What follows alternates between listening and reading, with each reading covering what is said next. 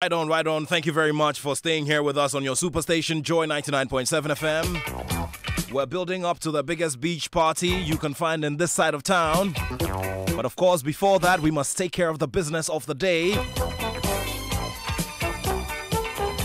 Thanks to the current affairs team for bringing us News File. Thanks to the Joy News team for bringing us the midday news as well. It's time for the Joy Sports Link. And over here we discuss the major issues and the personalities behind them.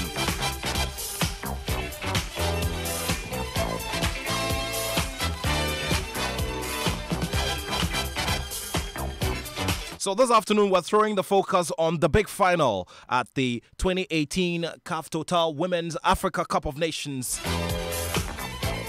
Between the Super Falcons of Nigeria, the most successful team at this tournament, and the Banyana Banyana of South Africa, who have been on massive form.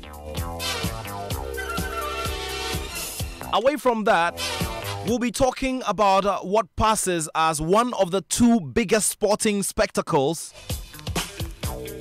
in boxing this year of 2018. I'm talking about the much anticipated heavyweight championship bout between the champion of WBC, Deontay Wilder, and his challenger Tyson Fury, a former champion. We get into the discussions right here in the studio. And of course, we speak to some colleague journalists from across the continent ahead of this final about the levels of excitement going into this very big game between South Africa and Nigeria. Of course, it kicks off later on this afternoon.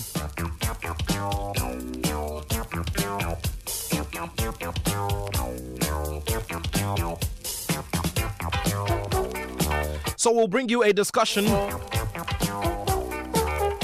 between Joy Sports' Benedict Owusu and Elizabeth Musima, a journalist from Cameroon, Samuel Amadu, a journalist from Nigeria, and Desiree Ellis, the coach of the Banyana Banyana of South Africa. For the boxing discussion here in studio, the very celebrated Ata Eddie Papo, a WBC international judge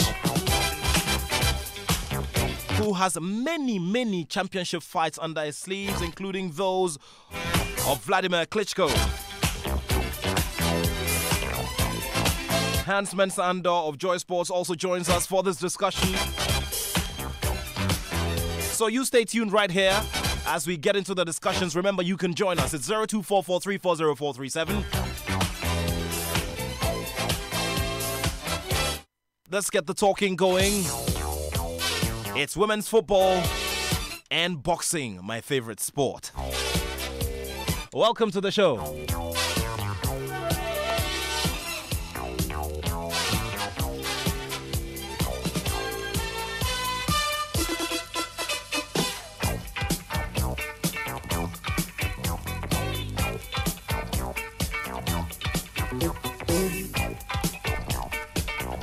So the big questions are, in fact, today is going to be filled with massive predictions. Some will be rooting for the Banyana Banyana of South Africa against the Super Falcons. Others will stick with the Super Falcons considering the kind of experience that they have in this tournament. Also, in the space of boxing, there are those who feel that Deontay Wilder is just about the hype. And there are those who think that Deontay Wilder is going to perform yet another classic masterpiece of pugilist sport. There are those who think that his reign in the heavyweight division is over and Tyson Fury is up to prove a point. We'll be listening to some of the thoughts from the streets as well. If you didn't get the opportunity to join that, then you can join us live here on the show. It's 0244340437. And of course, there's a live stream on our Facebook wall. Welcome to all of our friends joining us from around the world on the Joy FM Facebook wall. For starters, we take a look at what will be happening here when it comes to football as well in the English Premier League. And this is where I say massive greetings to lawyer Jantua, and he says he's an Arsenal fan. He's looking forward to that game between Arsenal and Tottenham Hotspurs. A big game indeed. But George Addo Jr., as usual, in the conversation with our partners, the BBC.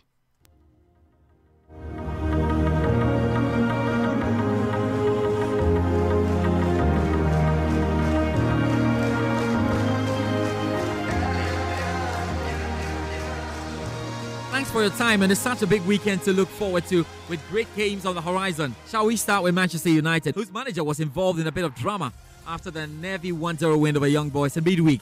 Mourinho had to remind his lovers about his exploits in Europe. Does this simply point to the amount of pressure he's reeling under? I think you're right, George. It probably does, and also when you look at some of the emotions and the drama that he was going through personally on the touchline in that match against Young Boys in midweek, some of the things he was doing were kind of quite surprising and astonishing, even by his standards. We mentioned, of course, the water bottles incident where he kicked one tray of water bottles and threw another on the ground after Marion Fellaini scored the late winner for Manchester United.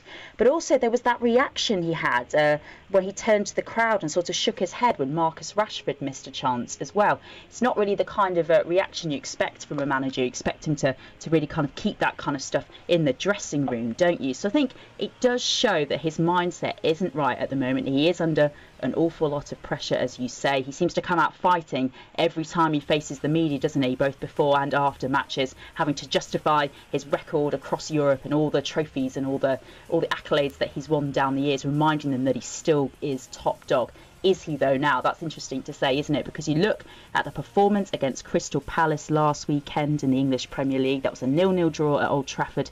Crystal Palace were unlucky not to have won that game. And you look at where United are in the table now. They're 14 points behind Manchester City, the league leaders, of course. They really don't look likely to catch them, even, as we say, at this early stage in the season. It's not what you'd expect to say about a club of United's size and pedigree, is it? Realistically, for his side now, in the league at least, that they're fighting for a Champions League spot, aren't they, for a top 4 spot. So for us to say at this early point in the season that United are out of the title race is some claim, but I think that is the case. And really for Mourinho, he needs to look elsewhere to try and win trophies in the FA Cup or indeed in the Champions League. Expectation at Old Trafford seems to be at an all-time low with decreasing numbers under Jose, we are told. How relieving or otherwise will playing struggling Southampton away be for United? Well, I think this match could go one of two ways, couldn't it? I think this is a match that United's board, United's fans, the press expect United to go down to the South Coast and be able to win. As you say, Southampton are struggling at the moment, aren't they? At the wrong end of the table. They're in the relegation zone on 8 points as it stands. Their manager, Mark Hughes, a former Manchester United player, of course, he's under huge pressure himself, isn't he? Lots of people saying that his job at Southampton is under threat as well. And you say that expectation at Old Trafford is at an all-time low. It is. Plenty of people actually missed Marion Fellaini's late goal in the Champions League game because they'd already left expecting a draw against Young Boys. So that really shows that the fans are kind of really starting to lose interest really in the kind of football that Manchester United are playing at the moment. So on the one hand, I think it's probably very good for Mourinho to be playing what looks on paper to be quite an easy match. If they fail to get the 3 points against Southampton, though, I think the pressure will really mount on him again. Let's talk the headliner, the London derby between Arsenal and Spurs. Of course, Spurs should be on the up after thumping Chelsea at Wembley last week. How different, though, would Unai Emery's Arsenal challenge the old foe? You're absolutely right, George. This is the headliner match, isn't it, of the weekend in the English Premier League. Even when you look at those matches on Sunday, this is the standout one. And these are two very, very different sides than they were a few seasons ago. Spurs, you mentioned how well they're playing at the moment. They had that wonderful performance against Chelsea at Wembley that you mentioned last weekend, a match they won 3-1. Ending Chelsea's unbeaten run in the Premier League so far. But Arsenal, they're a very, very different team as well, aren't they? Unai Emery came over at the beginning, took over at the beginning of the season. He started with a couple of tough matches against Chelsea and Manchester United that they lost. But since then, he's really managed to spend time with the players and really get them playing the kind of football that he wants. And if you look at the way they played against one of the other so-called big teams, Liverpool, at the beginning of November, that was a very different Arsenal side, wasn't it? So I think we can expect lots of exciting play, lots of goals in this one. Let's see how both sides fare after their European matches in midweek. Arsenal were able to rest a lot of their key players, weren't they? They'd already qualified ahead of their match in the Europa League on Thursday. Spurs, well, they're coming off the back of those two huge matches that we've already mentioned, aren't they? That match against Chelsea and that match against Inter in the Champions League. So will tiredness be a factor? We'll see in this one. Merseyside derby next, and Liverpool, after the exertions of last week, will be a bit worried. Will that be an absolute advantage for Everton? I think it has to be. You're right. Everton, of course, haven't played any midweek games in Europe, so their players will certainly be rested. They'll be able to put out exactly the same 11 if they wish as played last weekend. And Liverpool, as you say, they've had a tough couple of games. They did beat Watford last weekend, but really the scoreline really flattered them. Watford probably should have had a penalty in the first half, and Liverpool's goals all came late on in that game, so they really had to keep playing to nearly the end, didn't they? And they couldn't really take off any players to rest them early on in that match. And then you mentioned that PSG disappointing defeat for them and that trip to Paris that they had in midweek. Again, a lot of the big players exerting a lot of energy in that match, so I think they will be tired. And I don't know necessarily if some of the big players these days necessarily treat a match against Everton maybe in the same way that they might have done in previous years. Certainly some of the foreign players maybe don't necessarily think of the Merseyside derby as one of their biggest matches of the season. So it'll be interesting to see how tiredness plays in this one. Let's end with Chelsea, and after their poor performance at Wembley against Spurs, what should we expect against Ranieri's Fulham? You're absolutely right, George. This is something that we've mentioned. N'Golo Kante is definitely one of the players in Europe, really, in his position, isn't he? One of the stand-up players in Europe. And yet Maurizio Sarri seems keen to try and change his role and has said that he wants him to score more goals. I think that's very interesting because it kind of shows, even despite the success that he's had at Chelsea so far since he took over at Stamford Bridge, that he's really not quite sure how to get the best of some of his best players, and N'Golo Kante has certainly been one of those for Chelsea the last few seasons, hasn't he? So it's interesting time for Maurizio Sarri at Chelsea. This is probably the first big wobble you can say that he's had since he's took over. He's had a pretty nice run of it to start with, hasn't he, at Stamford Bridge. They had that defeat at Wembley against Spurs last week that you mentioned. I don't even necessarily think it was the defeat, but the manner of the defeat, really. I know they got a late goal, but really they were outplayed for long periods in that match. So I think it'll be very interesting to see if Maurizio Sarri is able to galvanise his team and really try and get them to come out again against Fulham. I think whatever happens, we're going to expect lots of goals in this one. And that's really because Fulham, although they play very, very exciting football going forward, they really haven't been able to defend very well so far, have they, this season? Claudio Ranieri obviously got a first win in charge of Fulham last weekend. But the goals, well, they really can't defend at the back, can they? So let's see if he's able to turn that around for Fulham and try and get them moving up.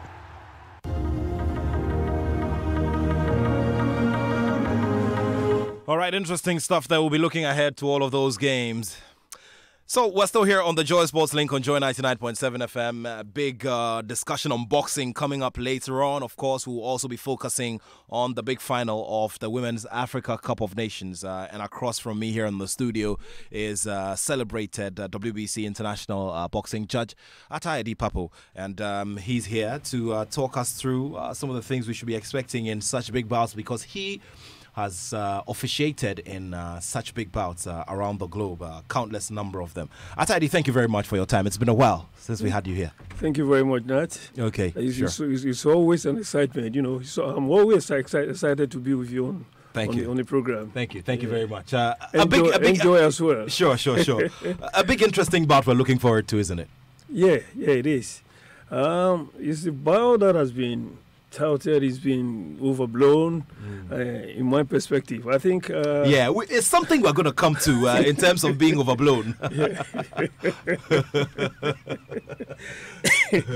Wow. Joy 99.7 FM. Sure, you were saying, I'm really expecting a lot of crowd around the Staples Center in California tonight, or Los Angeles tonight. Fans are really thirsty. You know, we haven't seen very good fights for a very long time. But like I rightly said, it's a fight that has been, on paper, the fight looks evenly matched. And I think we just about to witness something that we haven't seen for a little while. So you hold the thoughts there, and I'll come to you to tell me later on why it is that you say this fight is a bit overhyped. But you can join us with your thoughts. Remember, it's 0244 340 437. 0244 340 437 on our WhatsApp platform. Alternatively, you can just place the comments there under our live stream, and we'll be glad to share with everyone else. We're also looking ahead to Super Falcons of Nigeria versus the Banyana Banyana of South Africa. I never miss Joy Sports. I never miss, because it's very current and it informs me of what is happening within the sporting circles here in Ghana and then outside Ghana. Thank you very much. And that was the Apostle General of the Royal House Chapel International, Apostle Sam Crunchy Ankra. Thank you very much. So everybody's listening. You also have to be here, locked on the dial, 99.7. All right, so let's now take a listen to a conversation between Joy Sports, Benedict Owusu, and some colleagues of ours, as well as the head coach of the South African team, going forward into this game, which kicks off in a few hours at the Accra Stadium. It's been a long build-up, and of course, finally, that big game is here, Nigeria versus South Africa. We take a listen to that for a bit, and then after that, we zoom in on the boxing discussion. This is the Joy Sports Link here on Joy, 99.7 FM. Where the finals of this year's African Women's Championship will be played, and it's going to be between Nigeria, the Super Falcons of Nigeria, and the Banyana of South Africa. A very, very calm atmosphere, but obviously when the two teams walk onto the pitch, we expect the fans to be here in the stadium to cheer them up. We don't expect a full house, especially when you don't have the Black Queens, and even when you have the Black Queens, you wouldn't expect a full house. How much more you have Nigeria and South Africa. So but I think that we'll have quite an appreciable number of people in the stadium to see the game. Large green pitch in front of us here from the media tribune, where we'll see the two teams do battle this afternoon. But after 2 weeks of action here in the Accra Sports Stadium and also in Cape Coast, it's gone down to two teams, and that's Nigeria and South Africa. I'm privileged to have with me two great journalists covering this competition, and they've been here throughout, seeing games of their teams as well as the other teams, and they're going to help me briefly go through what they've seen in this tournament and also build up to the final, which kicks off in about 4 hours from now. Remember, we also will bring you an exclusive interview I had with South African coach Desiree Ellis. Wow, what an amazing tournament she's had, qualifying South Africa to the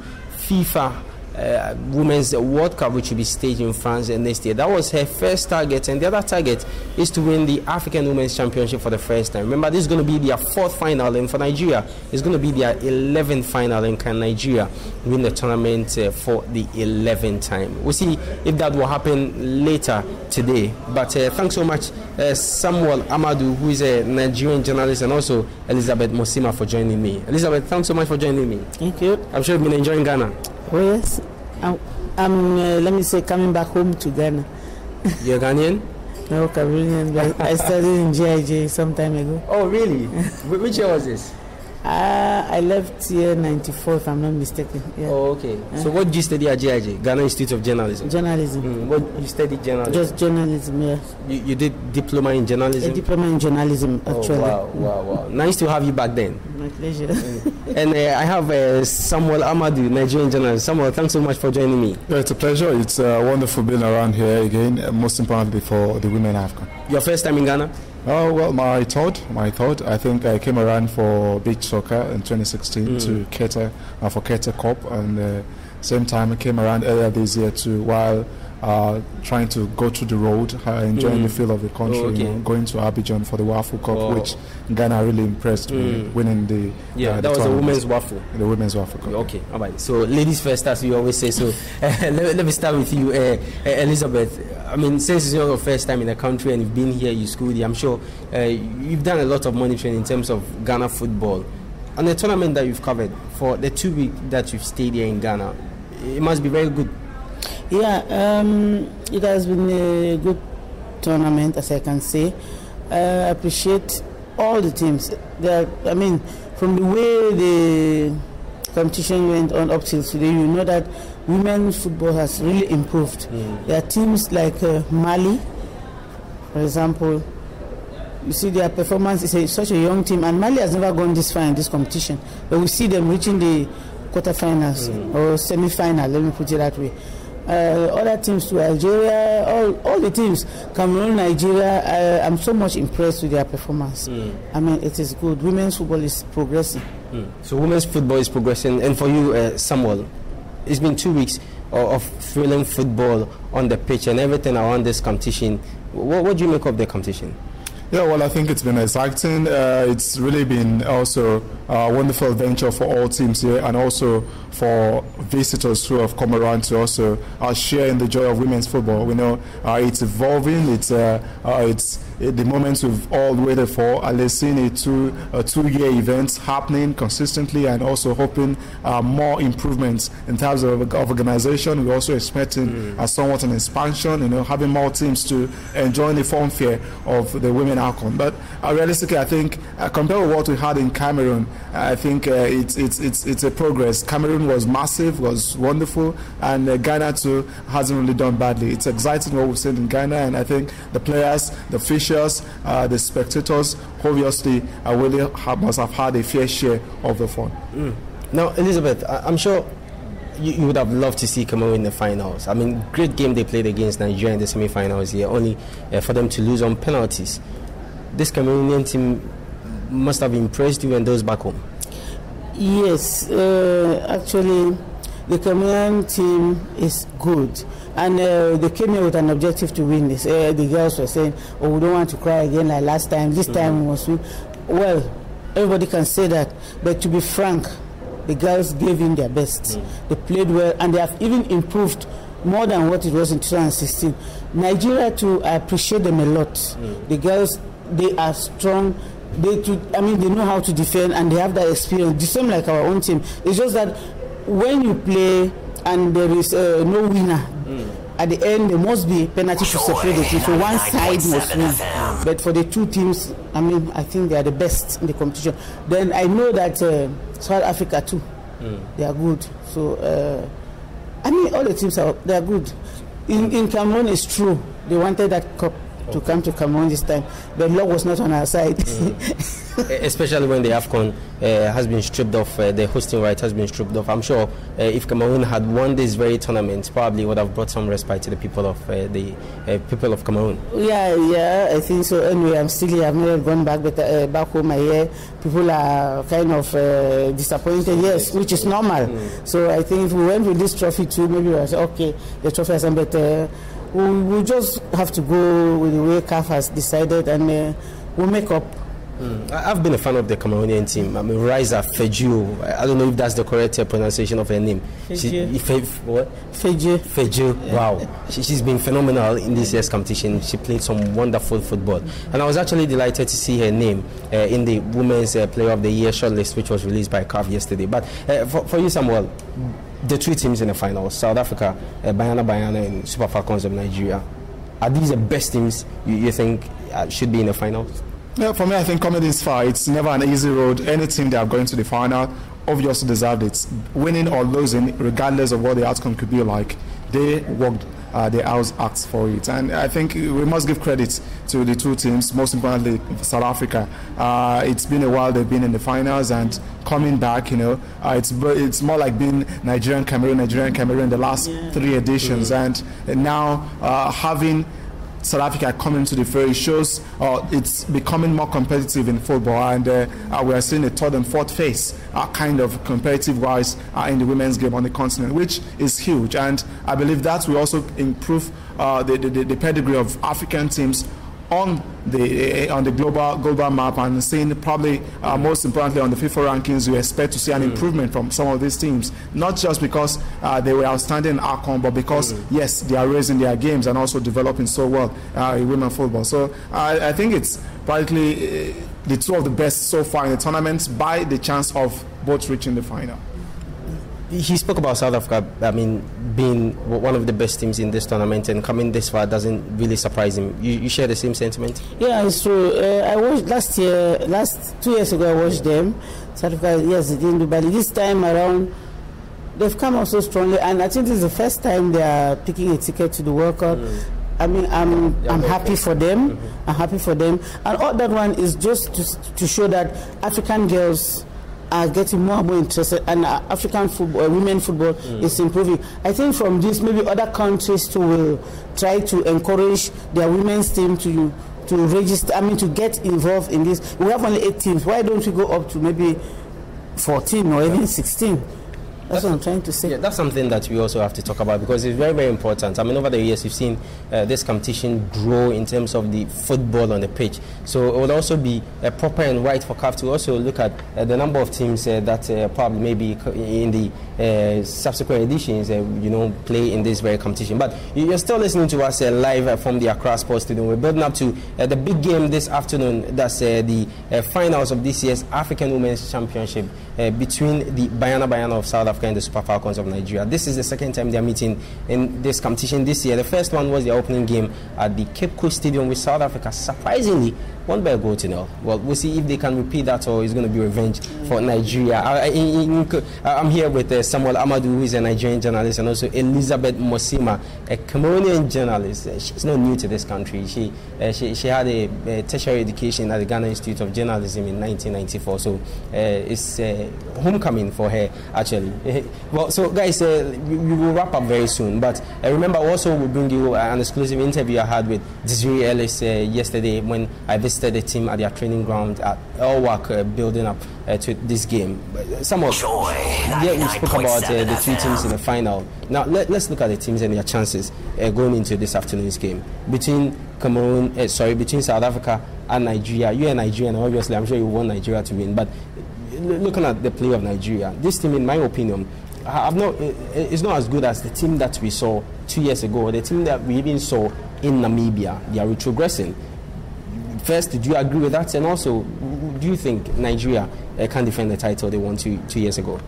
Well, I won't disagree totally with you, but basically it's some sort of realization we've probably had in recent years, feeling like with or without quality preparations, we're good to go. But I think we were now saying that the gap is fast closing. If it hasn't really closed, and at least African countries are already pulling up and they are pushing so close that they want to really upstage Nigeria at every given opportunity. So I think it's understandable. Probably why we're relaxed. We felt we are home, we are on top, and we are on our selling. We have on our selling dominance over the continent, which now has become obvious to us that yes, we are no longer, and we must also not sit relaxed and watch things fall out of place for us. So I think it's practically what we've seen so far and the lessons we've learned. But realistically, you should understand that the mentality too is there. Understanding that also the team we have right now is still the same team we had 2 years ago, still the same team we had in 2014, and so it's much like the mentality. The win-win mentality is very strong in us, and no matter how tough games comes, we'll always find a way through to win matches, and not at this stage coming to a finals. It speaks volume. The mentality of winning a tournament, it's huge in us, and these girls, they know nothing less than winning. And for you to come to terms with losing a game initially in the first tournament, your first game in the tournament,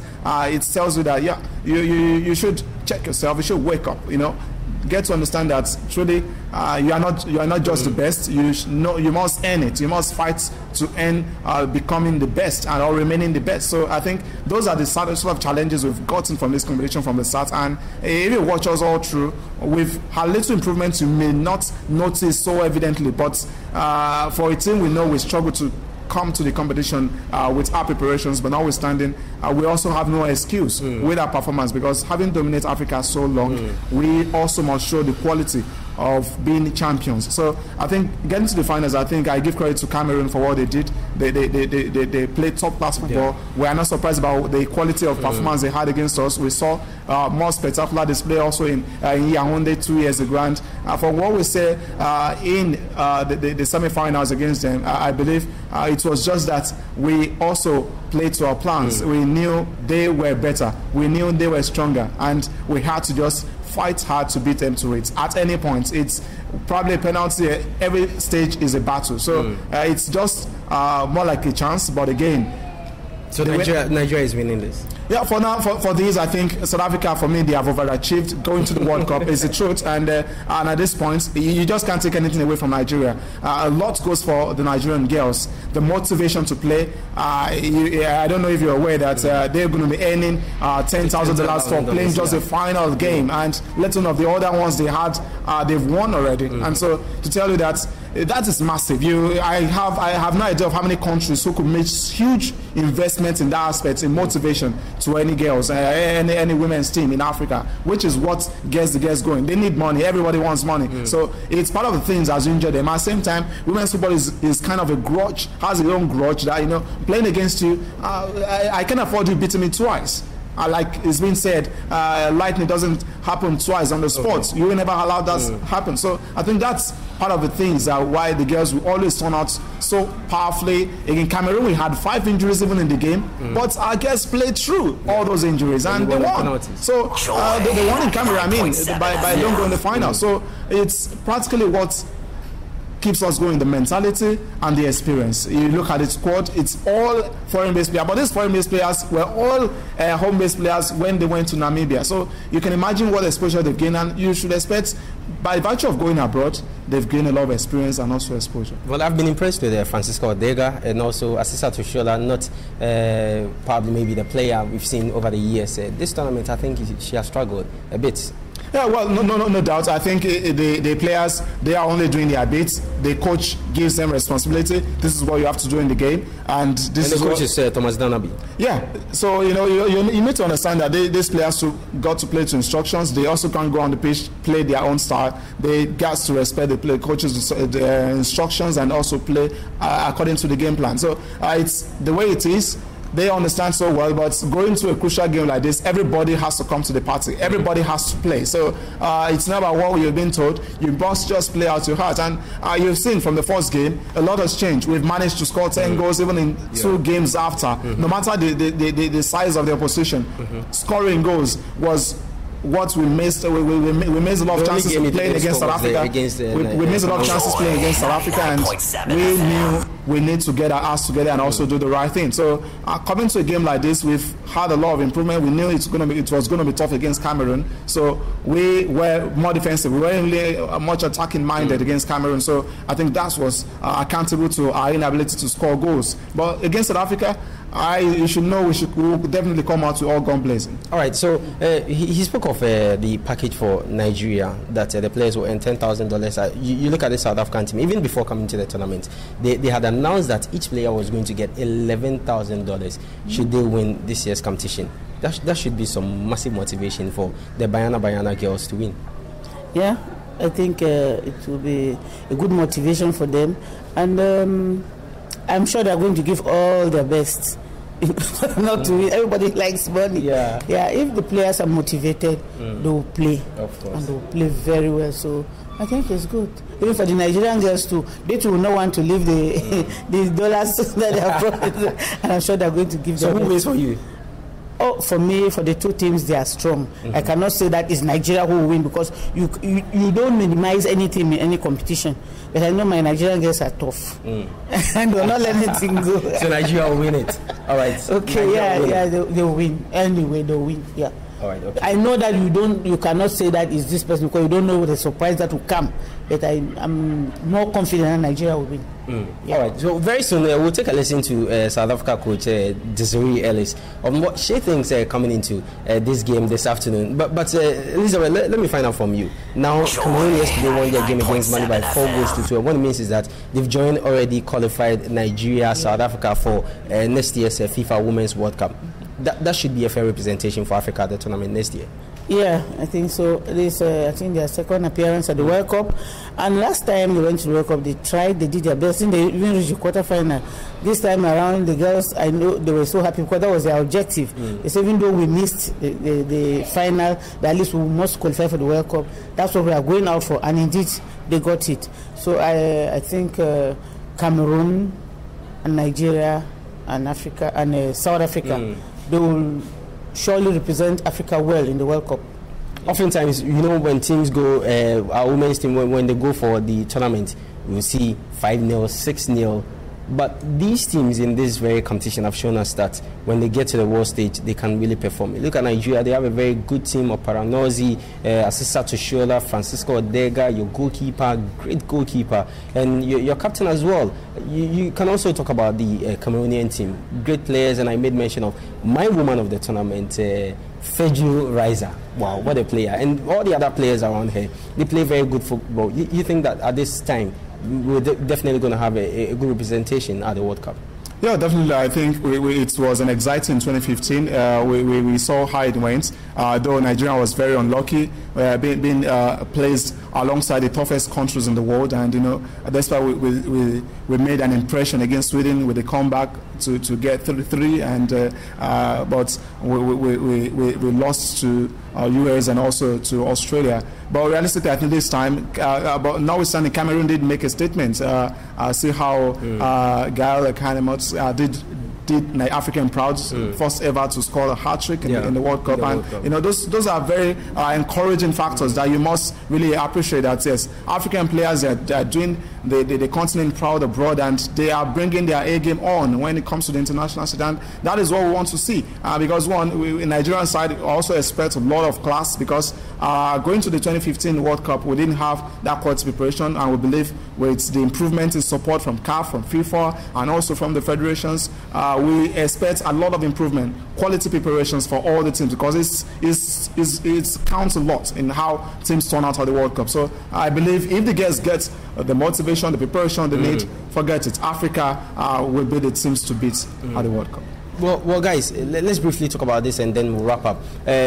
Now, the next tournament for the men's, that's the African Cup of Nations, which was supposed to be in Cameroon, and that's yesterday. The Confederation of African Football at their meeting here, that's the executive committee, decided to strip Cameroon of the hosting rights. We're going to have 24 teams participating in that competition for the very first time on the continent. We've seen the women's game is growing, and Elizabeth made that point earlier. You think that we should also look at the number of participating teams going forward?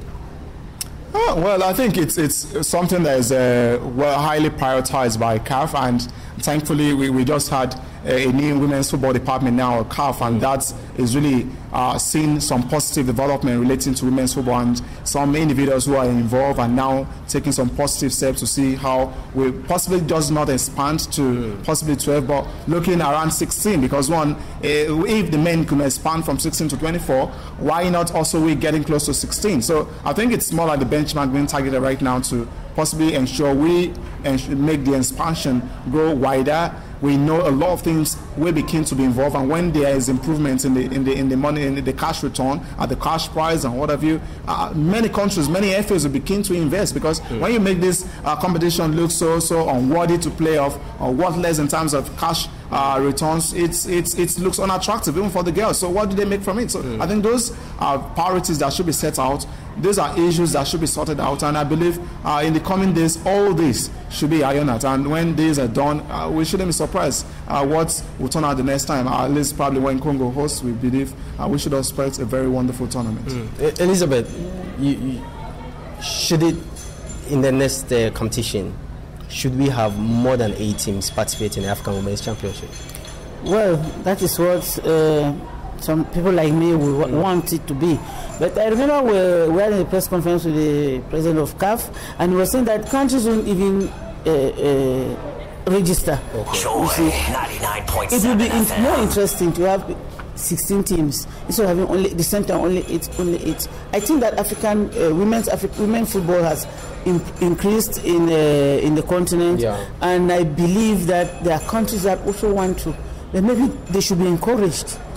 If you have your teams, whether they are strong or not, the more they get into the competition, the more they become inspired and motivated, and they increase in their talent. So for me, I think that the number of teams should be increased. Right. Guys, thanks so much for your time. Really appreciate it. Elizabeth Mosima, a Cameroonian journalist covering this competition, and then Samuel Amadou, who is a Nigerian journalist.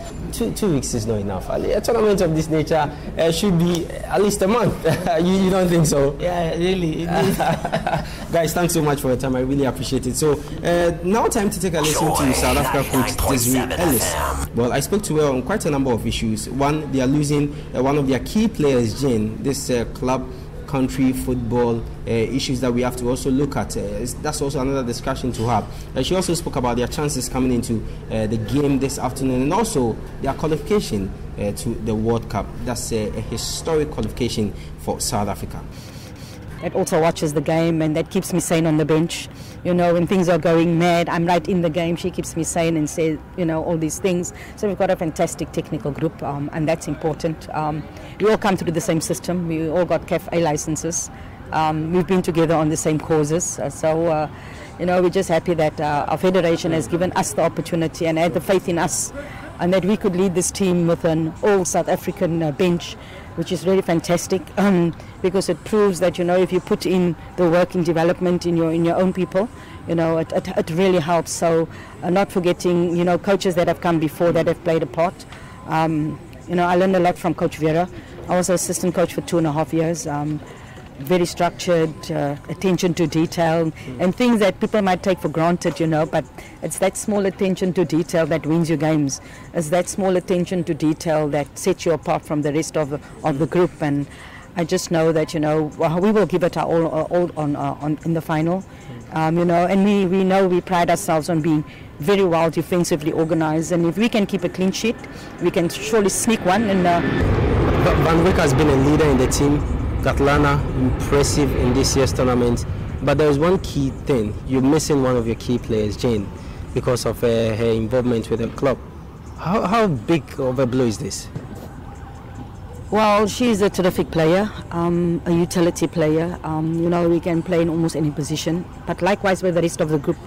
The group consists of players that can play in 40-odd positions, because we knew we're coming to a tournament, and yes, it will be a huge loss. Unfortunately, you know, the decision was made, and we had to, you know, agree and keep true to our word. You want to keep relations open as well. You know, she's sad that she's not here. The players know that they've got to do it for her. Somebody there needs to step up and really come to the party and play the role. But we've shown that we utilize our squad. The only players that haven't played is 2 goalkeepers and 3 outfield players that haven't played so far. And we will utilize our squad and, you know, and put someone there that can do the job, because I think the one game Johnny didn't start, and we started without her.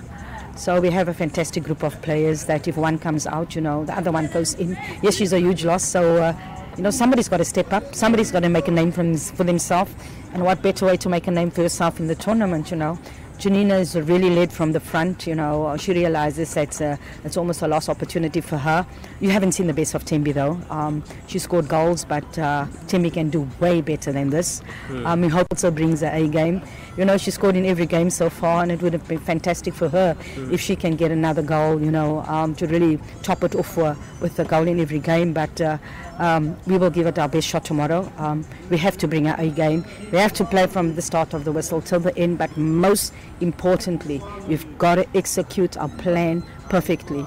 I said when the tournament started against Nigeria, we got to be phenomenal. Tomorrow we got to be super phenomenal to get them. I saw you practicing penalties when I came in. We always practice penalties. It's not the first time we practice penalties. We've practiced it back home already. Desiree Ellis in a conversation with Joy Sports Benedict Owusu there. Who wins this game? Is it South Africa? Is it Nigeria? You let us know. 0244340437. 0244340437.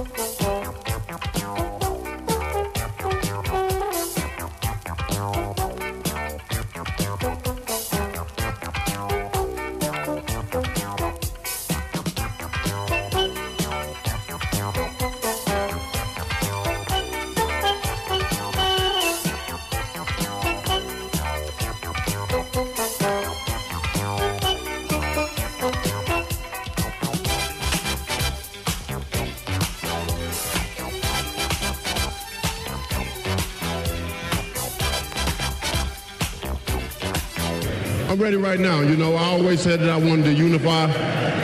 My goal is to unify. And I'm ready whenever those guys are. It seems like they ain't in no rush to fight me, because I am the most dangerous man in the world. I am the most baddest man on the planet. And I proved that tonight. This solidified my position at the top of the food chain.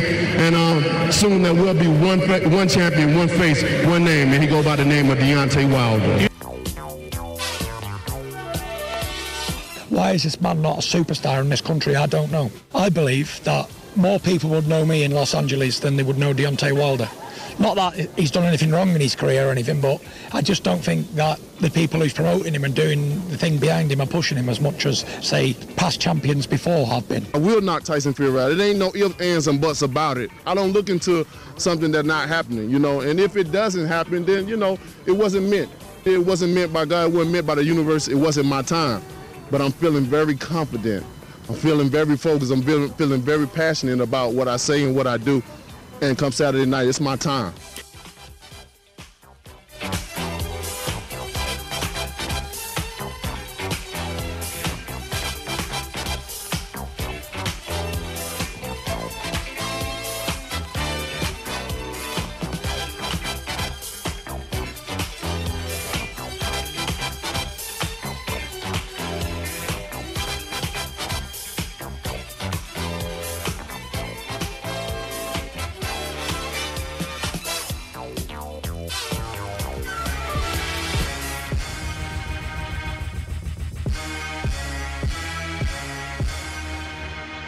Joy 99.7 FM.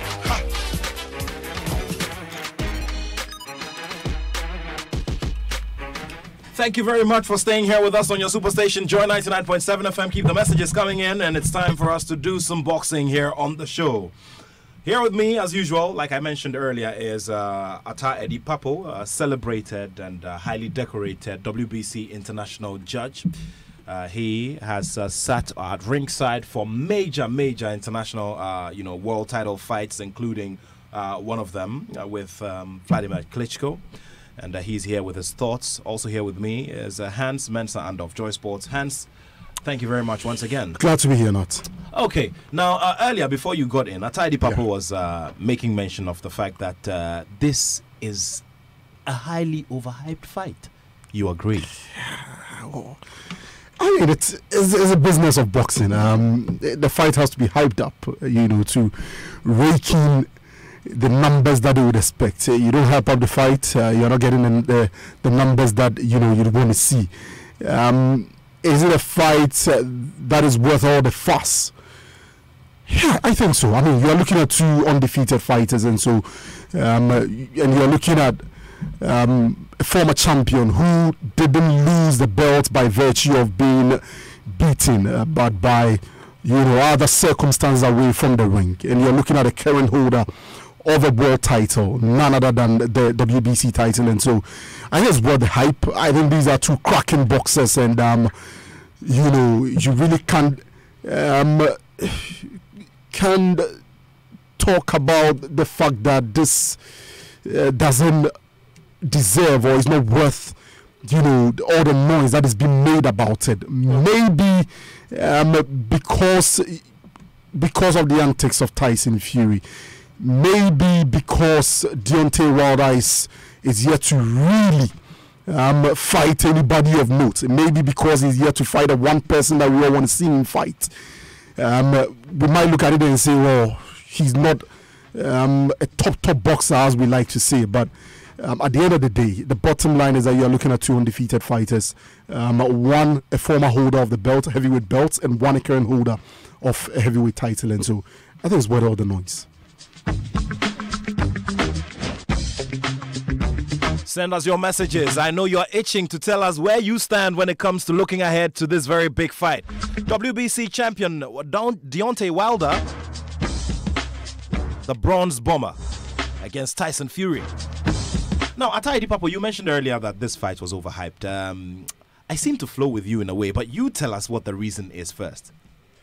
Yeah, I think the fight is being overblown for the fact that Wilder has done 40-0, Fury has done 27-0. Coming into this fight, Fury is coming in at, he checked in yesterday at 256 pounds, and Wilder checked in at, tipped the scale at 212.5. It shows that Wilder is well prepared, well chiseled for this fight. We haven't seen Tyson Fury for over 30 months. He's been out of the ring for about 30 months. And I think it's something that rings a bell that he's not actually prepared. You see, preparing for a fight and doing your sparring and all, it's not the same as fighting in the ring. As a boxer, you must fight at least 4, 5, 6 times in a year. And we haven't seen this guy for so many years. He checked in at 256.5 yesterday. And I think when I saw the disparity, I was a bit concerned as well. I think he's going to come into the ring around 280 or 290. You know, that is, it doesn't speak, volumes. I'd like to remind listeners that the heavyweight division, anybody over 200 pounds passes to be a heavyweight. There was a time when it used to be 190 pounds, right? And later on it's changed to 200 pounds weight class. So you can... Okay, Atai, the interesting point you've reminded us of, is that to say that is what contributed to the lack of pace in the sport, in the division, in latter years, because from 190 to 200 pounds plus. Exactly.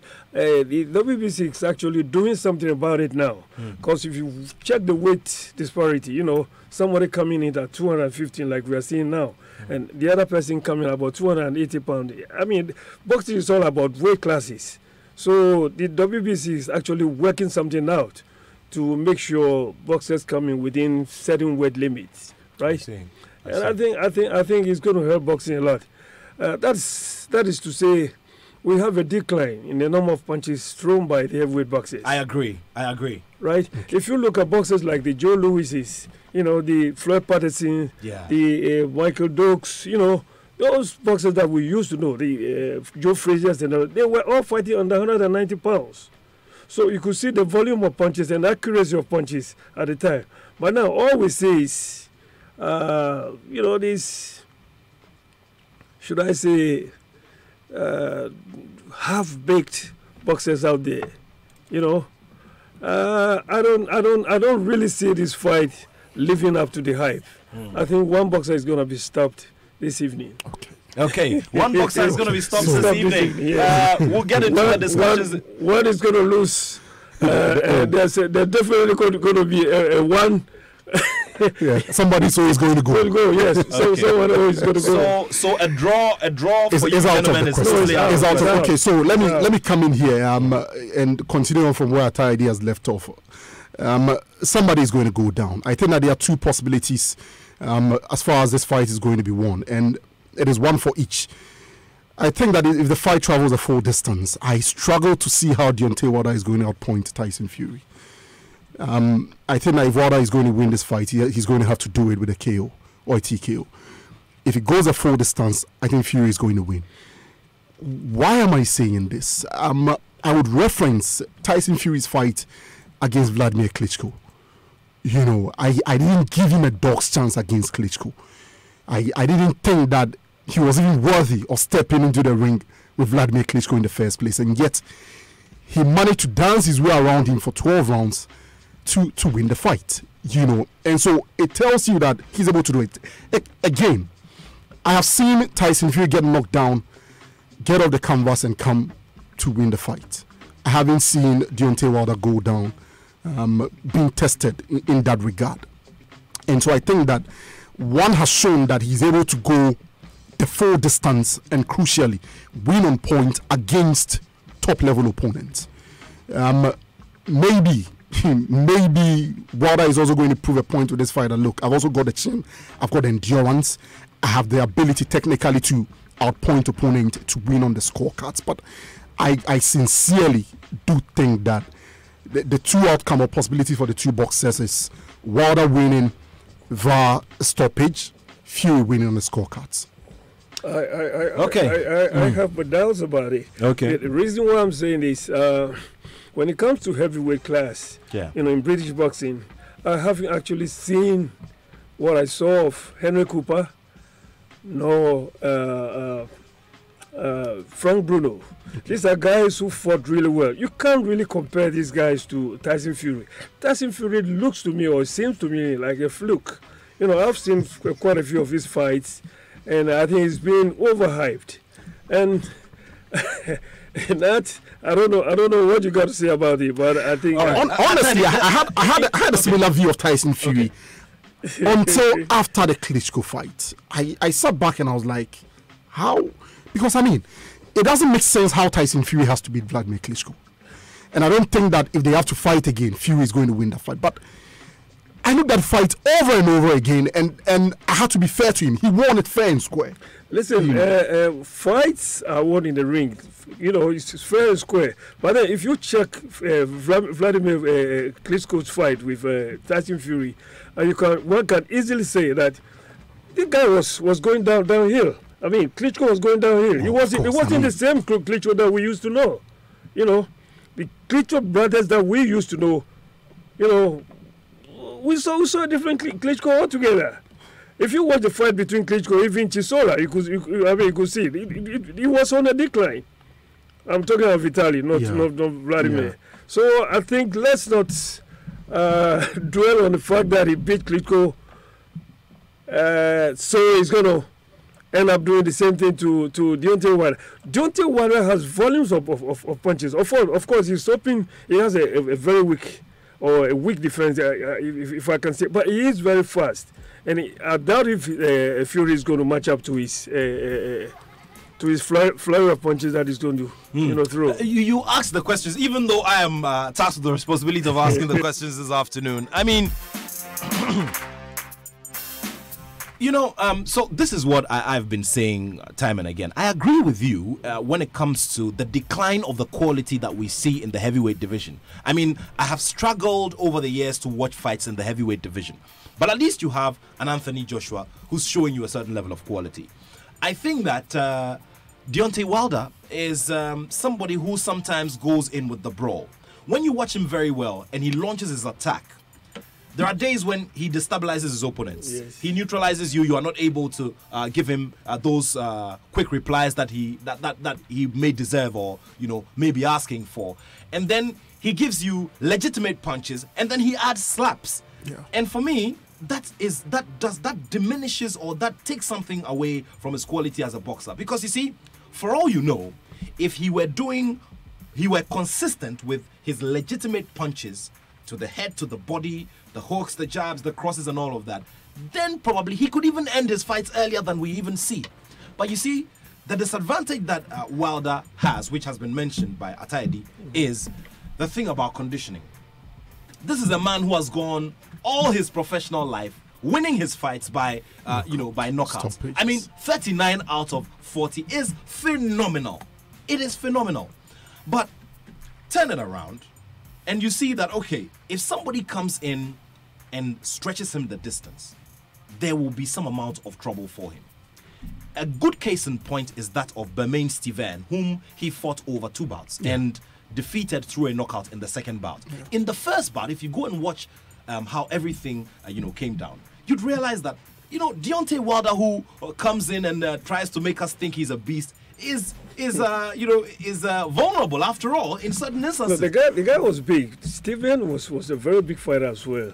Very, very big as compared to Deontay Wilder. And let me remind listeners that boxing is all about effective aggressiveness. That takes about 75% of whatever performance you have in 3 minutes. Now it all depends on your hooks, your crosses, your uppercuts, and then your jabs. And I think Deontay has all these qualities out there for him.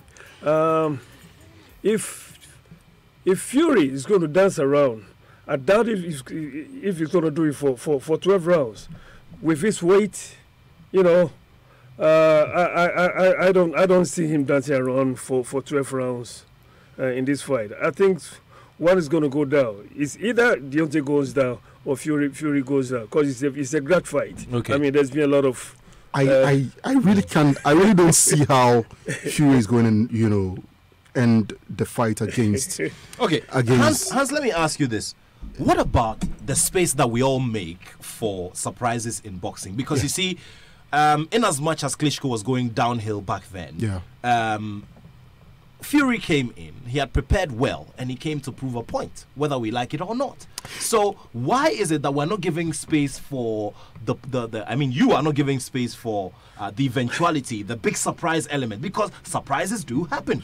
You see, I don't think that as far as this fight is concerned, Fury is going to go in and condition his mind that he's going to go in and try to get a knockout. I really don't think so. Quite the contrary. I think that you are going to have what's his name? Anthony Joshua? No. You're going to have his opponent, actually coming in with conditioning his mind that he's going to try to get Deontay Wilder, conditioning his mind that he's going to try to get a knockout. And he's mentioned that much. He talked about the fact that he's going to knock out, Tyson Fury. And so you're looking at two boxers with clear game plans. One is coming in, and he's talked about the fact that, look, I'm coming for you. I am coming to get a knockout. Fury has mentioned that he's not going into this fight with a game plan. I get a sense that he's going to go in, feel out his opponent, and try to make adjustment. That is why I feel that, look, he will try to win on the scorecards. Again, I think that Fury is not giving the credit that he deserves. He has a very good jab. Also because he has the reach. He has a reach advantage over Deontay Wilder in this fight. And so he can fight at a distance that Wilder may not be able to fight. He can land from a distance that Wilder may not be able to reach him. And that is why I feel that, you are going to get a situation where Wilder will be all aggressive, maybe controlled, but Fury will find a way to get into his mind, and that's one thing that he did very, very well against Klitschko. And that's a reference that I made. Look, for all the boxers in the world, I can't count too many boxers who was mentally, who build a strong wall mentally than Vladimir Klitschko. It's impenetrable. It's very difficult to get into his mind. And yet, you're Tyson Fury being able to break down that wall. You saw how frustrated, Klitschko was against Tyson Fury. If Fury manages to get inside the head of Deontay Wilder, that's how the job done.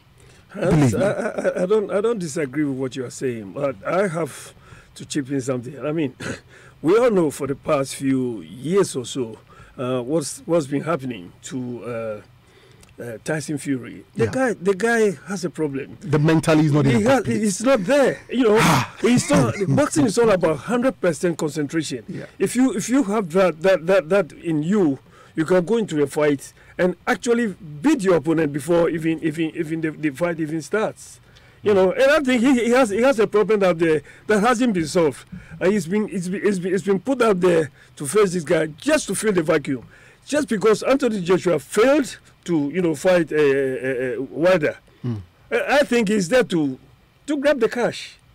There's a lot of money out there dangling out there for him. I see. But Atedi, what happened to all those other stories as well? And I'm going to use a Ghanaian example. All the stories of comeback. I mean, we've seen, we saw George Foreman go away for 13 years, came back, defeated a way younger boxer who was very, very deadly at that time in Michael Mora. That's a good point. Our own Ike Bazooka Kwate went away for between 2 to 3 years, and he confessed to me that came back around 36 years too. And I could tell you that, look, I'm a party animal. I like to have fun. I did whatever I wanted to do, but I came back and I beat them. So why are we not giving Tyson Fury that chance, Atedi? No, we are giving him a chance. Well, what I'm saying is the guy is not fully out there, mentally, and I think he's going to play a very big part in this fight against Deontay. I think he's been out for a while, and sparring is different from fighting, and with these mental faculties not intact, I think it's going to have a bit of a problem. I think he's had issues. I believe that he's been over those issues, and that in itself is testament to how tough the guy is. And I've heard Mike Tyson, allude or make that point as well, that for all the things that he's been through, for him to be able to make a return to the ring, and look. One of the things I've always said about Tyson Fury is this: he doesn't even look like a boxer. He doesn't even look like a boxer.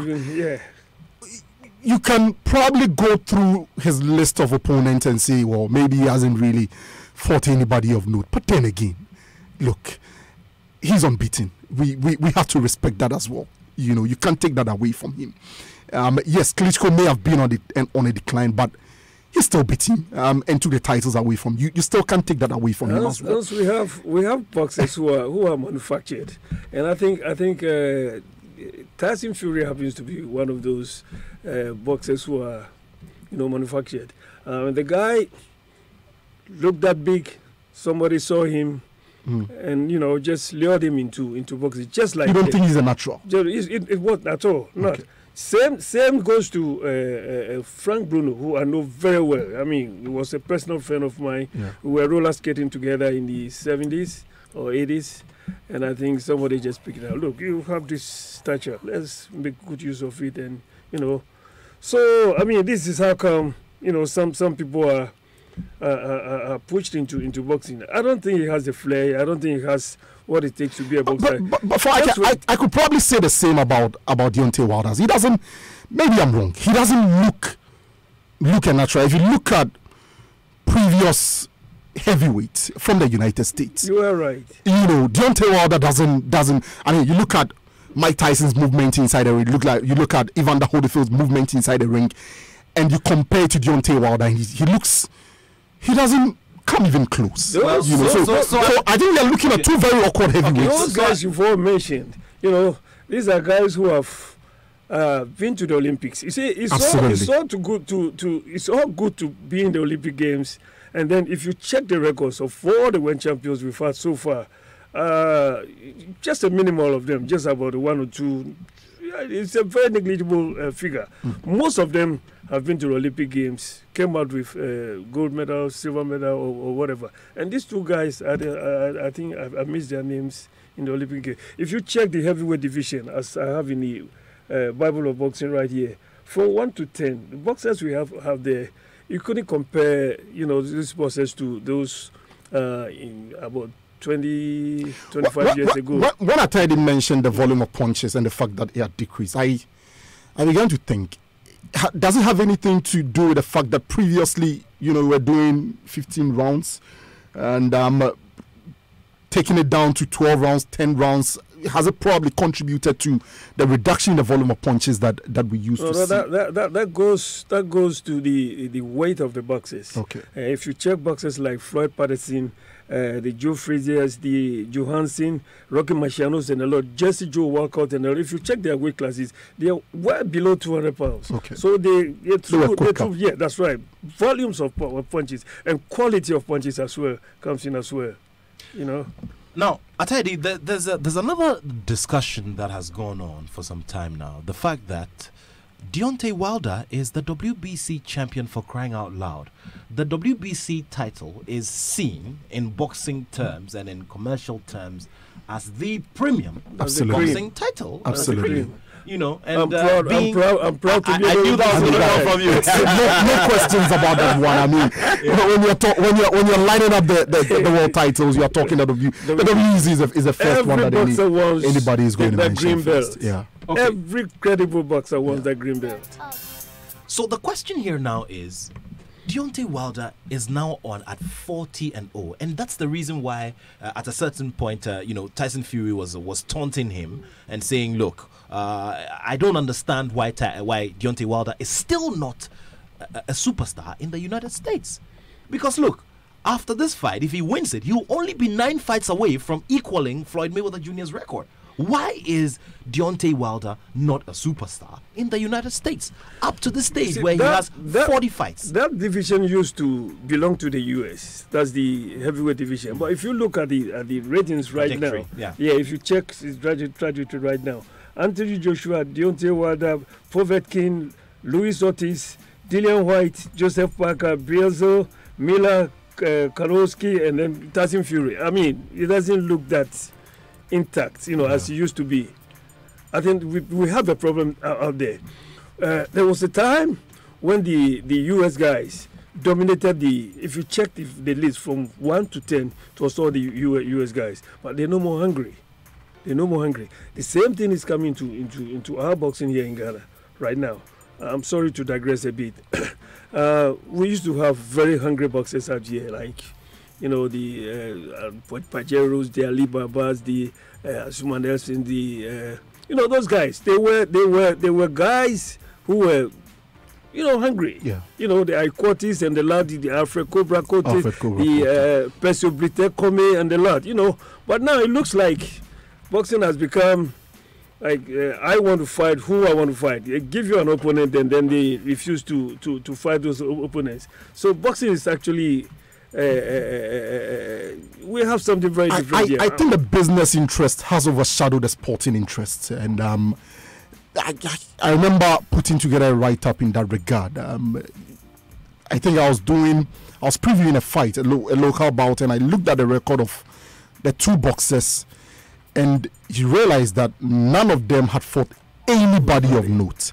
I also remember earlier this year, Ghana had a few world title fight opportunities. I remember Habib Ahmed. I remember Awuku as well. Well, some guys, and I went through their records and they're scuttling our boxers. Absolutely, I tell you, and I made the point, and people disagreed with me that look, I didn't think that they deserved those world title opportunities because their records was not, it didn't make justice to the opportunities that they were having. And I mean, I came in for a lot of flack. You're right. We've heard rumors of fights being staged behind people's windows and stuff like that. Just to crank up the numbers and make a boxer's record look good for the purpose of landing a world title opportunity. Cramper just lost the fight under one round. Exactly. And they go out there and we see the level of competition that they put up. Clearly. I saw Azuma Nelson lose his first world title opportunity and it shot him into the limelight. That was a wake-up call for Azuma Nelson. Absolutely. And even the quality was good. Yes, 2 years later. The world attested to it. He gave a very good account of Absolutely. I don't care if you go out there and lose, but represent your country and do yourself proud. Proof. Tell everybody that I'm worthy of this opportunity. And I've made that argument, several times. And so, coming back to Wilder's, record and the fact that he's not that big a superstar in the United States as one would have expected, probably comes down to the quality of opponents that he's beating along the way as well. Because look, there are no good opponents out there. Maybe that's the reason. Maybe they're just not there. Yes, they're just not there. Maybe it's not necessarily because he's darking, top opponents, but maybe because they are simply not there. Because look, we've seen fighters with 15-0 records who are huge, who are massive. Right. Because if you check the people they've beaten, you can't really look at the names there and disrespect that champion. Right. The other champions with 50 and something records who have fought nobodies, and so they can't get that recognition. Boxing fans are not that dumb. If you're darking credible opponent, they will know, and they will see through it. And so that probably answers the question. The fact that he hasn't had the opportunity to fight a cracking opponent. I would have loved that he fought against Vladimir Klitschko. It probably would have raised his profile a bit. Yes.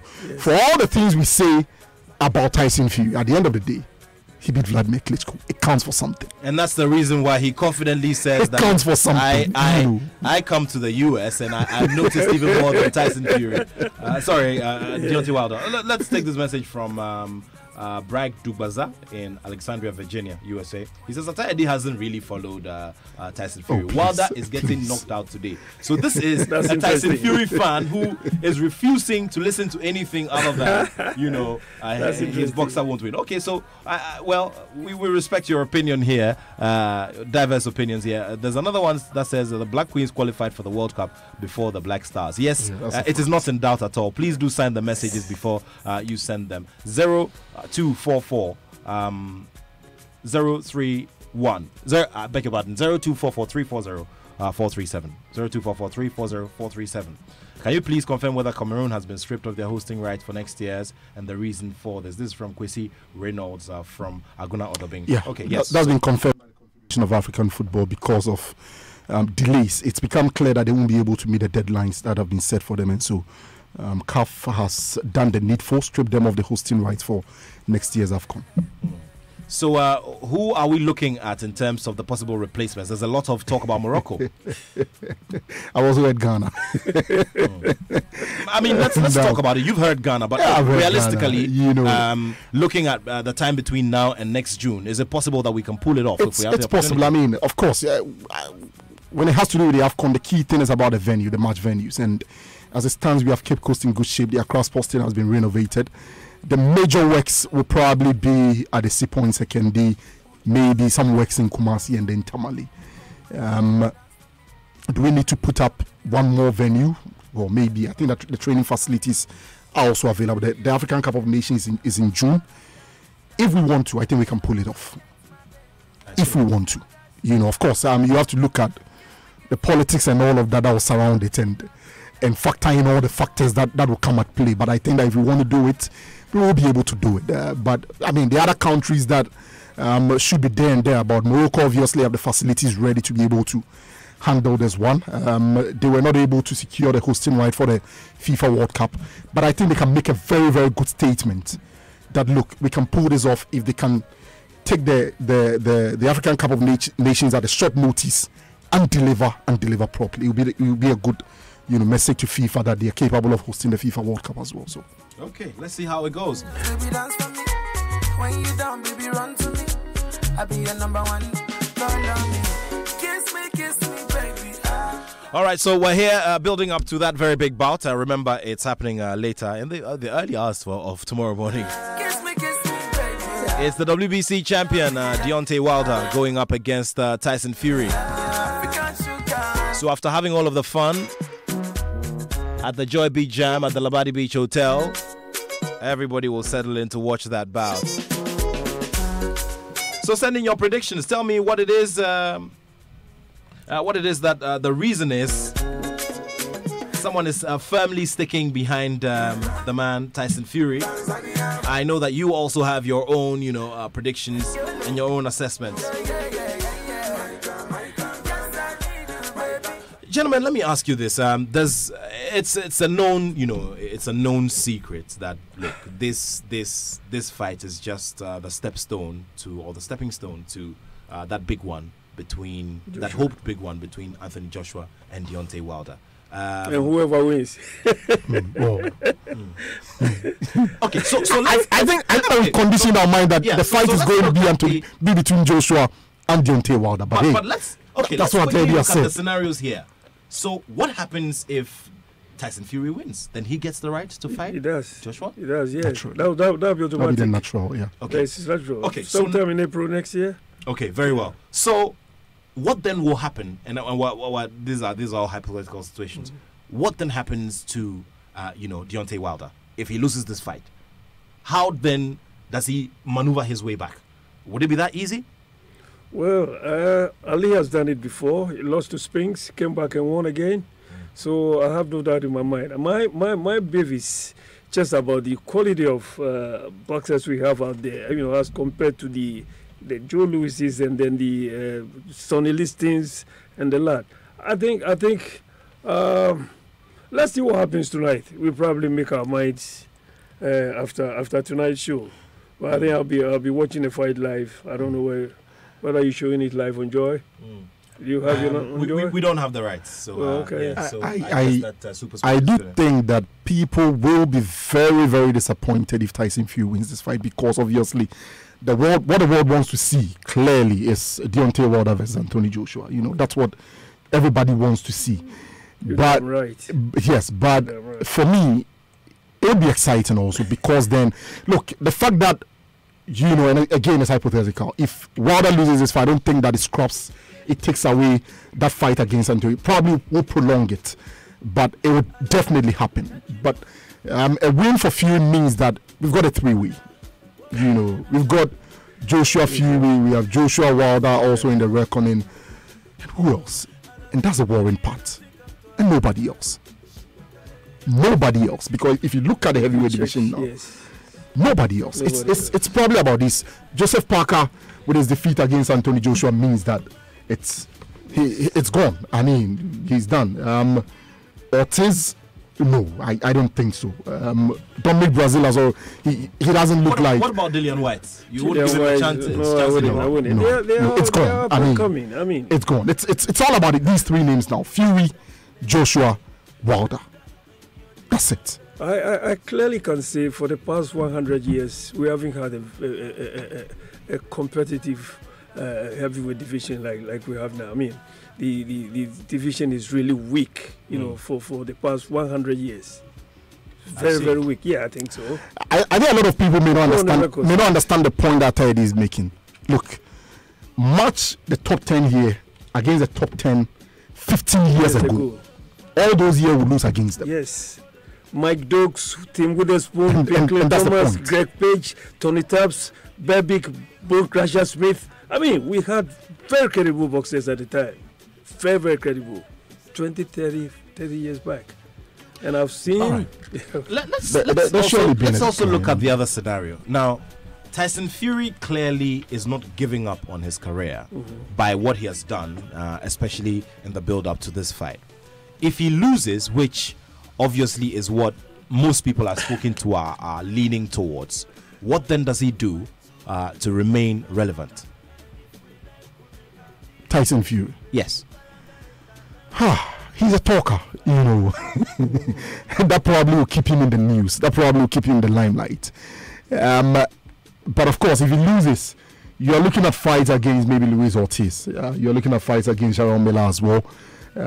You're looking at maybe Alexander Povetkin. Those are fights that he could use to work his way back up there.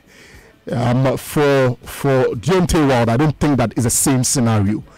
I think that he can simply circle across 2 or 3 fights and get back immediately to Anthony Joshua. You hit the nail right on here. The stakes are higher for Fury than it is for Deontay Wilder. Also for Fury because of what I already alluded to. And he's not only, a lot of people think that mentally he's not in the right place. You know, if he loses, you have to measure the impact it is going to have on him mentally. He could slide right back into that hole that he found himself in before recovering. You know, and so those are the scenarios. I think it's an easy path back up for Deontay Wilder, more difficult route back up for Tyson Fury. How's the sort of money he's going to rake in after this fight? I don't think he has. You have the motivation. Yeah, he's probably going to pack his bags and say, "Hey, I'm done with boxing." You know, because it's a huge money he's going to pack back home. I mean, nobody in that division or nobody in boxing in the UK has ever made that sort of money. I see. Interesting stuff. Yes, it's big money, man. You can, boxing is a very tough game, and you can always talk to the boxers themselves. I mean, I've had the opportunity of talking to guys like the Oscar De La Hoyas, the Sugar Ray Leonards, the Iquotis, the Poison, Nicky Poison. You know, those top guys out there, they tell you boxing is not an easy game at all. Yeah. I mean, it's a game of having to learn to defend yourself very, very well. Absolutely. Otherwise, you could end up in your grave. I've seen a few boxers being taken out of the ring on stretchers who never come back. I've seen fights when the referee actually stopped the fight and there was a very big protest in the ring. But then getting into the dressing room was a different scenario altogether. So I think Tyson Fury would do himself a favor if he should lose. If he should lose this fight, I think he's probably going to hang his, a good paycheck. Hang his gloves. But Matt, I've been sitting here looking at the names, and I'm beginning to wonder maybe if there's a time for Africa to step up as far as the heavyweight division is concerned. And you know, if I should narrow it down, Ghana, we don't produce a lot of heavyweight boxers. Not at all. You know, and so can we look at the current situation and think that this is our opportunity to also, make a shout? Because, look, there are nobodies there. We have just one guy coming up by name Richard Harrison. Yes. I think he's the WBC, the WBO African champion. And, absolutely. He will be fighting later this month. I think it's round number 13 to Joshua's WBO title. He needs a lot of fights, up his sleeves to get exactly where we want him to. But he put up a very good performance. Is he in the right place? Can he do it from Ghana? Will he be able to do it being here? I don't want to preempt anything. Okay, but I know. So I tell you what I see is, look, first of all, we need the muscle. We need the sponsorship muscle to pull all of these things together. Look, at the end of the day, the only reason why any boxer who's not used to the African continent would want to risk it and come here, especially if it's a champion, is the money, the paycheck at the end of the day. That's and between me and you, I mean, between all of us, we've had promoters who have made the attempts before. I mean, at a certain time, I remember very well when Mr. Samuel Kaptan was in charge of the GBA. Attempts were made to speak to Klitschko to come and stage a fight here. All of those things were done. So when you look at it from that perspective, you realize that, look, it's the money. How did the Rumble in the Jungle come off eventually? It was the money. You see, there was the money, there was the commitment to put the financial muscle in there, so that we could get it done. From here, cable television may not necessarily work out very well. We do satellite television, so it's very difficult to count pay-per-view revenue. Those are all investment that could be made because a fight of that magnitude, may be coming to this side of town. And so yes, I side with you absolutely. It's a tough sport, and the only reason somebody will get into the ring and take punches for 12 rounds, possibly lose his life, sustain all manner of injuries, is because at the end of the day he's getting paid good money.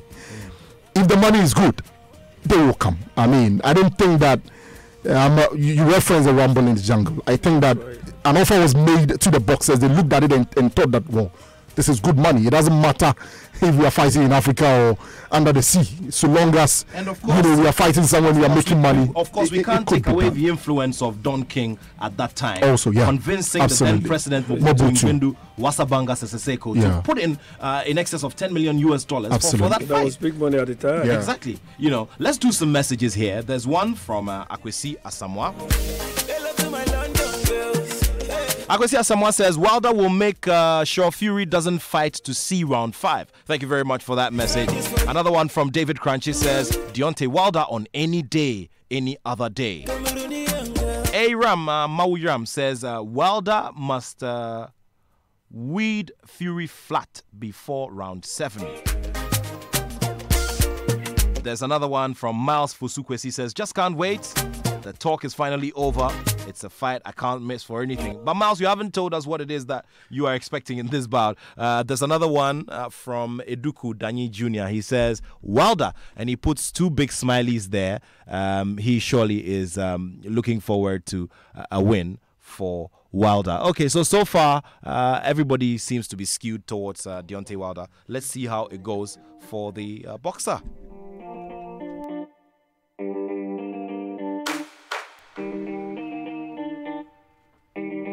0244-340-437 is still for our WhatsApp platform.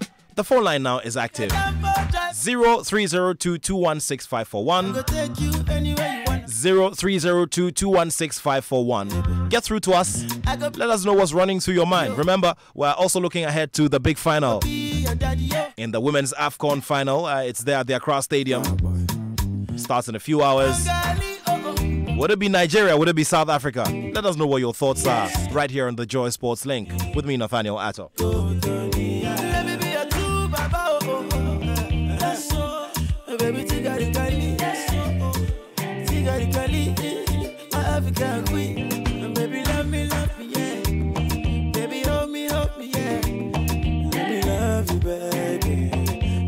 Once again, the phone line is active. 0302-216-541. 0302-216-541.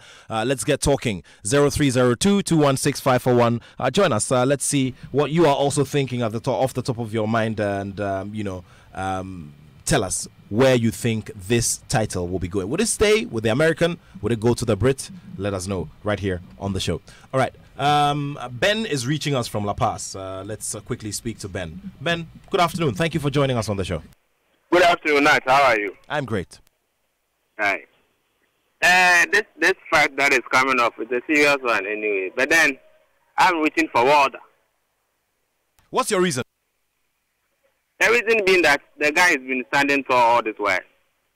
40 KOs or 40-0 is not an easy job. I think he's going to just rock Fury by, say, 3rd or 4th round. Okay. Thank you. 3rd or 4th round. A very short fight to expect, isn't it? Okay. Emmanuel Nhacho is our next caller. Emmanuel, good afternoon. Hello, good afternoon. Good afternoon, Emmanuel.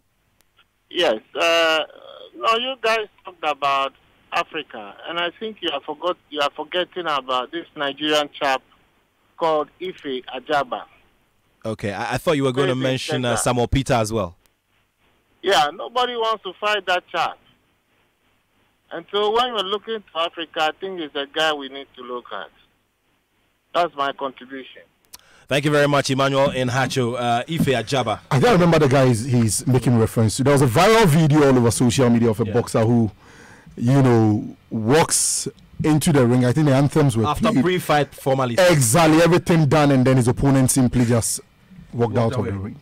But the rumor that I couldn't confirm was that they had not been able to reach an agreement, or he wasn't satisfied with the monetary agreement that was reached, and so that was the reason why he walked away in that moment. But I mean, he looks solid. I'm yet to really go through his fight to see the stuff that he's made of. But at first glance, he looks mean. He looks solid. But hey, that's the thing about boxing. Somebody will look mean, but may not necessarily be the product that you'd expect in terms of delivery. And so we need to keep our cards with him. But you see, the fact is this. We don't do too well when it comes to the heavyweight, and I'm talking about Africa in general. I don't know if it's because of our physical build, or because we simply have Nigerians are there. The Nigerians. Yeah, Nigerians are there. We have quite a few Nigerians out there in the heavyweight division who are doing quite well. I mean, Joshua, some of the guys that I know who are Nigerians, they are doing quite well. Let's talk, to Ben, who's reaching us from Begro. Ben, good afternoon. Hello? Yeah, hello, Ben. I can hear you loud and clear. Please go ahead. Yeah, good afternoon, Nat. I think Deontay will win the fight. Looking at Tyson Fury, I don't think he's stable at the top. He's somebody who is not stable, and I believe Deontay Wilder will win the fight so that we have the Nigeria boxer and Deontay fighting there. But I wanted to find out the fight between Isaac Dogbe and his opener. I want to know any update from there. Okay, so we'll be going into that in a bit. I mean, we are dedicating the whole of next week's show to that fight because it's happening next week. So Emmanuel Navarrete versus Isaac Dogbe will be on the tables to discuss right here on the show. Thank you. Thank you very much, Ben, who reached us from Begro in the eastern region. Now, more to talk about here. I hear people mention knockout. Atadi, tell me what it's like for you as an official when you have to sit through a highly hyped fight. Then it ends in round 3, ends in round 4. That is always a joy for ring officials. I'm referring to. It's a joy. Joy for the judges. Okay. To have knockouts. I mean, why? Tell me why. It takes away a lot. I mean, if you wait till the fight ends, say in round 12, there might be some disparities or differences in the scoring system. So it's always joy for the judges to have a fight, end prematurely. Wow. Always. I see. Interesting revelation. I mean, I can understand that. It brings to mind. I remember the fight between Floyd Mayweather and Canelo Alvarez, and when the scorecards were read, Judge C.J. Ross had scored about a draw, and I mean, even Canelo's camp were like, no, I mean, that there is no way that was a draw, and so I can understand that. I think that the judges don't like to be involved in some of these controversies, and it's a fight. As wide of the mark as they may get it sometimes, that is how they are seeing it. Of course, there are some who, as we've come to understand, are either compromised or are motivated by whatever that they are motivated by. But for some of them, genuinely, it is what they are seeing that they put on the paper. So if the fight ends early, it saves them from all these controversies and all these suspicions and accusations that may arise. Absolutely right. When we have fights out there, different how the spectators or the viewers see the fight, and we see it differently because we have categories of scoring every round. You remember, I I don't think it was on this platform, but every 3 minutes you have to have a full concentration of, 3 minutes to judge a fight. And what we look at there is the 75% or 80% for effective aggressiveness, not just aggressiveness, but effective aggressiveness. Some guys sit out there and they see a boxer throwing so much punches, the boxer might probably be slapping or not even hitting the right target. But you are supposed to as a judge, to look at the correct punches, hitting the face, hitting the jaws, absolutely, hitting the solar plexus, and then we have certain vital parts that we look out for. And some guys sit out there, somebody throws about 50 punches, the other boxer comes to one side with about 5 or 6 punches, and then you can see that there's a complete different scenario altogether. Case in point. Again, Money Mayweather Marcos Maidana. Remember, it's 0302216541. 0302216541. Get through to us. Express your thoughts as we get towards the finish line of the show. 0302216541. Back to you.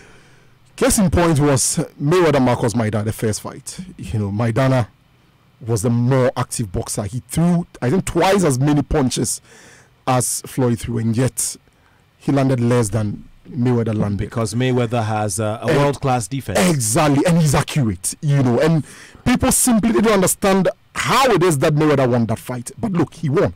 What I do after most fights is to immediately go chase the CompuBox numbers, because then you are getting a breakdown of what the true numbers look like. How many were thrown, how many landed, how many power punches were thrown, and all of that. But very often, like I Teddy, said, a lot of people sit behind the screen and they are seeing somebody throwing a lot of punches, and they assume that automatically, so long as he's throwing, he has to be gathering points, on the scorecards, and it simply doesn't work that way. So, for the judges, I can really understand why they would rather have a fight ending very, very early, so that it saves them from all of these controversies. And I mean, in our part of the world where suspicion is so high, you'd rather get a knockout and be done with it than score for a boxer and then somebody sits there and thinks that you've probably taken a bribe or you've been compromised or anything like that. So I mean, it's good if it ends in a knockout, and if it's a good knockout, some of us enjoy it.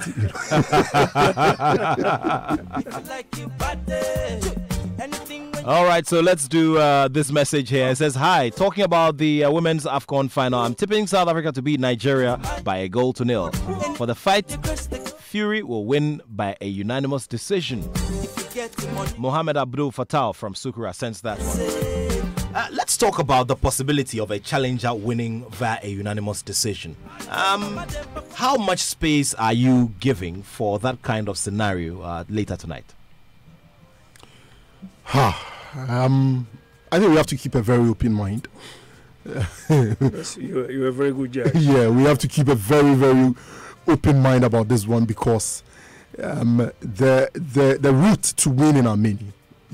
There can be a disqualification, there can be a stoppage for whatever reason, and so it's very important to keep an open mind. That said, I think the notion out there very often is that the one holding the title very often seems to have an edge in terms of what the judges will be looking out for, i.e. if the fight is very, very close, the holder of the belt tends to be favored. I don't know how true that is. That is so true. Okay. Score a fight round by round every 3 minutes, and there are times when the fight becomes so close. I can tell you with all honesty that some of us or the judges, they don't even know who wins the fight until the results are mentioned. Despite scoring. Yes. You do not know who, because they collect the cards after every round. Okay. So you have no chance of getting to know who won the fight, unless it's a clear-cut case where we have fights that you see one boxer, doing everything, winning. Every single round. Let's get back on the phone line. Mensa is reaching us from Tema. Mensa, good afternoon. Good afternoon, Nat. Nat, how are you? I'm great, thanks. Okay, please, I just want to know the time the bus will come on. Can you give us the time exactly in Ghana so we can watch? But I'm tipping Fury to win. You're tipping Fury to win. Okay, so it's Yes. around 2 a.m. Around 2 a.m. All Yes, right. sir. Thank you. Thank you very much. 0302216541. 0302216541. Get through to us. Let's talk and let's wrap this conversation up as we build up to the Joy B Jam later this afternoon at the Labadi Beach Hotel.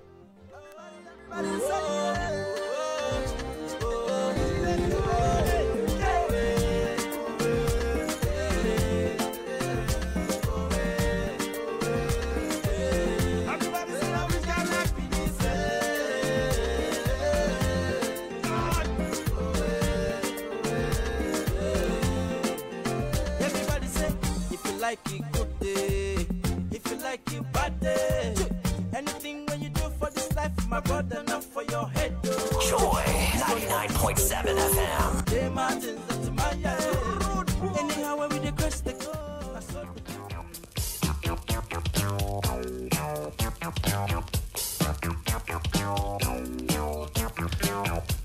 All right, we're getting close to wrapping this up, and I'll be taking final thoughts from my guests here in the studio.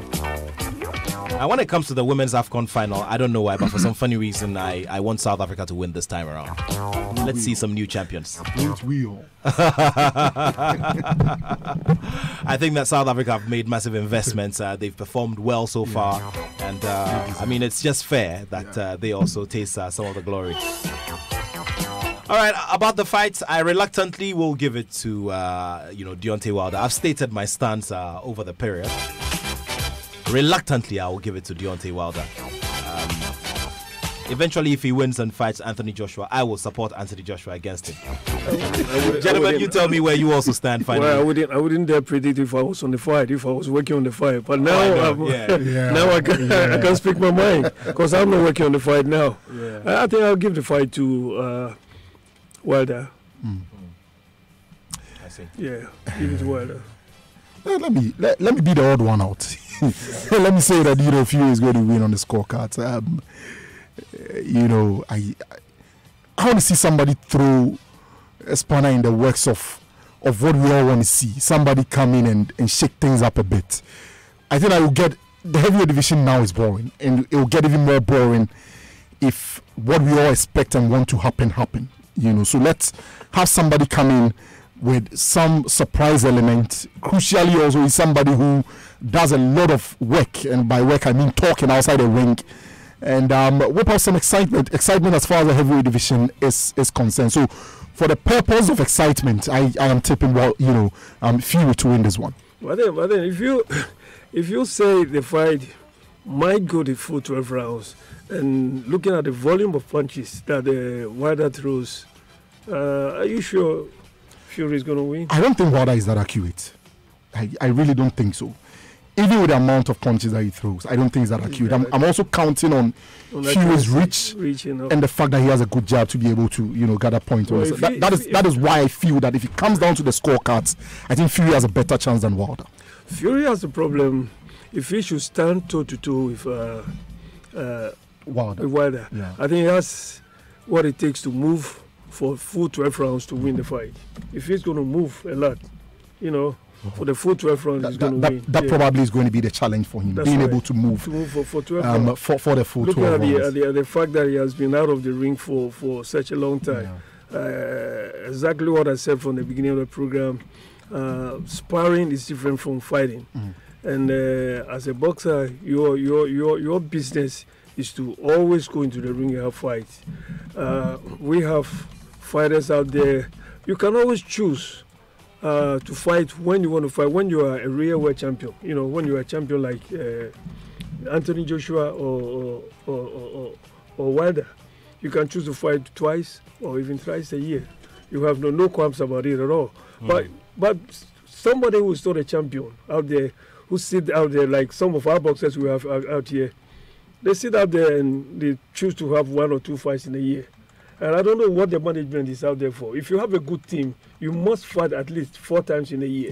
Well, the words of Atai Adipapo, celebrated WBC international judge, here with us in the studio, and also Hans Mensah Andor. This is how we wrap it up here on Sports Today.